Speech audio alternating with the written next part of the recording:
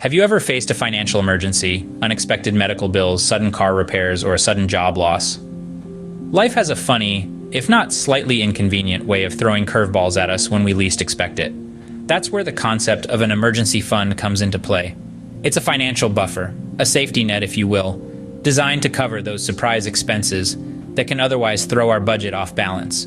Imagine this. You wake up one morning to find your basement flooded, or maybe you're hit with a hefty medical bill that's not entirely covered by your insurance. Perhaps you're suddenly out of a job. These are all situations where an emergency fund could be the superhero in your financial comic book, swooping in to save the day. So, we understand that an emergency fund is not just a good idea, it's a necessity. But how do we go about building one? Building an emergency fund might sound daunting, but it's simpler than you think. It's all about discipline, setting goals, and little by little achieving them. Let's break it down into simple, manageable steps. The first step is figuring out how much you need for your emergency fund. A good rule of thumb is to aim for 3 to 6 months worth of living expenses. This includes rent or mortgage, utilities, groceries, transportation, and any other essentials.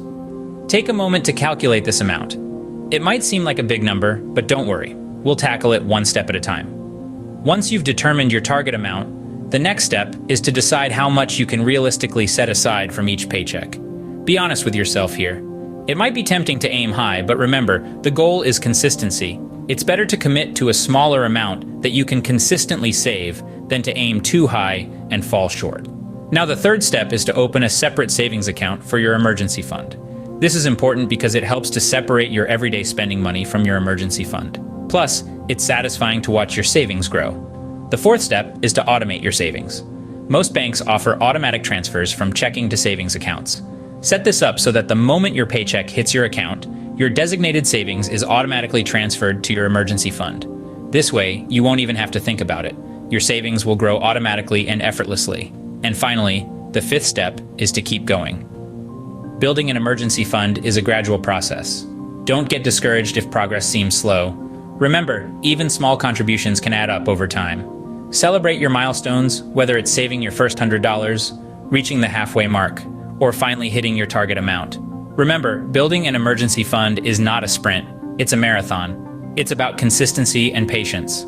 So stick with it, and before you know it, you'll have a robust emergency fund to fall back on when you need it most. Let's recap the key points about why you need an emergency fund and how to build it. An emergency fund is akin to a financial safety net, always there to catch you when life's unexpected hurdles try to knock you off your feet. It's that little extra cushion that can make all the difference when you're faced with sudden expenses, like medical bills, car repairs, or even job loss. Without it, you could find yourself in a financial pinch, having to rely on credit cards or loans, which only lead to a cycle of debt.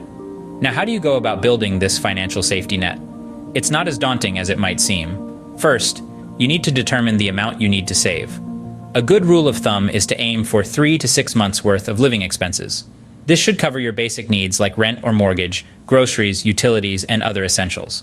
Of course, this amount will vary depending on your lifestyle and financial situation, so it's crucial to assess what's right for you. Next, start setting aside a portion of each paycheck. Even if it's just a small amount at first, every little bit helps. Think of it as paying your future self. It's a habit that will pay off in the long run. Then, consider opening a separate savings account specifically for your emergency fund. This helps keep your emergency savings separate from your daily spending money, reducing the temptation to dip into it for non-emergencies. And lastly, but perhaps most importantly, be consistent. Building an emergency fund is a marathon, not a sprint. It might take time, but with dedication and discipline, you'll get there. With an emergency fund, you're not just saving money, you're buying yourself peace of mind. So start today and take the first step towards financial security.